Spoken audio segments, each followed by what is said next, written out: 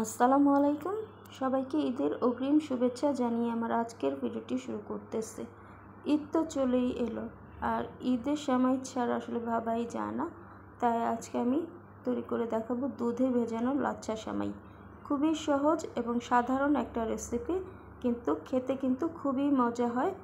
খুব সহজভাবে আজকে এই রেসিপিটি আপনাদের তৈরি করে দেখাবো। তাহলে চলুন চলে যাই মূল রেসিপিতে। তো এখানে আমি 1-1.5 কেজির মতো দুধ নিয়েছি। তো এবার দুধটাকে আমি জাল দিয়ে ঘন করে নিব। আর দুধটা ঘন হলে আমার কাছে এই লাচ্ছা সেমাইটা খেতে বেশি ভালো লাগে, এজন্য আমি দুধটাকে আগে থেকে ভালো করে ঘন করে নিব। আর একটা বলক আসার পর এখানে আমি 3-4টি এলাচ দিয়ে দিলাম। এলাচের মুখটা একটু ফাটিয়ে নিয়েছি। তো এবার এটাকে আরও কিছু সময় জাল দিয়ে এটাকে ঘন করে নিব। আর এই যে যখনই দেখবেন দুধের মধ্যে একটা সর চলে এসেছে, তো সরটাকে ভেঙে দুধের সাথে ভালো করে নেড়েচেড়ে মিশিয়ে দিবেন। এতে করে দুধটা কিন্তু আরও বেশি ঘন হয় এবং খেতে কিন্তু অনেক মজার হয়। তো এই যেভাবে করে আমি দুধটাকে অনেকটা সময় জাল দিয়ে ঘন করে নিব। তো এখন আমি এর মধ্যে কয়েকটি কিশমিশ দিয়ে দিলাম।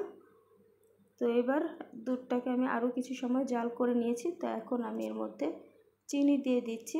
তো আমি এখানে 1/2 কাপের মতো চিনি দিয়েছি, আর 1/2 কাপের থেকে আরও কিছুটা চিনি এখানে অ্যাড করে দিলাম, মানে 1.25 কাপের মতো চিনি দিয়েছি। আর চিনিটা আপনারা যেরকম মিষ্টি খাবেন তো সেই অনুপাতে অ্যাড করে দিবেন। তো এবার চিনিটা দেওয়ার পরও দেখবেন দুধটা কিন্তু আরেকটু পাতলা হয়ে যাবে। তো এটাকে জাল দিয়ে পানিটাকে কমিয়ে নিতে হবে, তো একটু ঘন করে নিতে হবে। তো এই যে এই পর্যায়ে কিন্তু দুধটা বেশ ঘন হয়ে গেছে। তো আমি এখন এর মধ্যে থেকে যে এলাচগুলো দিয়েছিলাম, তো সেই এলাচগুলো এবার ফেলে দিচ্ছি।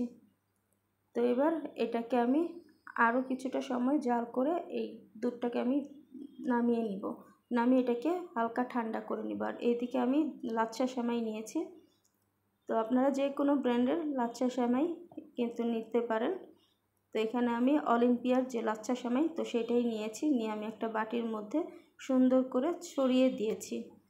তো এবার দুধটা একটু হালকা ঠান্ডা হলে তারপরে দুধটাকে সেমাইয়ের মধ্যে দিবেন, তাহলে কিন্তু এই সেমাইটা একদম পারফেক্ট হবে। আর যদি একদম গরম দুধ দেন তাহলে সেক্ষেত্রে কিন্তু সেমাইটা একদম গলে ভর্তা হয়ে যাবে।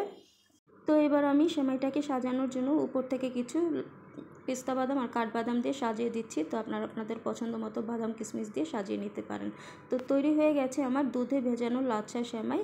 তো এবার আমি সেমাইটাকে ফ্রিজে রেখে ঠান্ডা ঠান্ডা পরিবেশন করব, কারণ সেমাইটা কিন্তু ঠান্ডা ঠান্ডা খেতেই ভালো লাগে। তো আশা করছি আমার আজকের এই রেসিপিটি আপনাদের ভালো লেগেছে। যদি ভালো লাগে তাহলে অবশ্যই আপনার ফ্রেন্ডস অ্যান্ড ফ্যামিলির সাথে শেয়ার করবেন।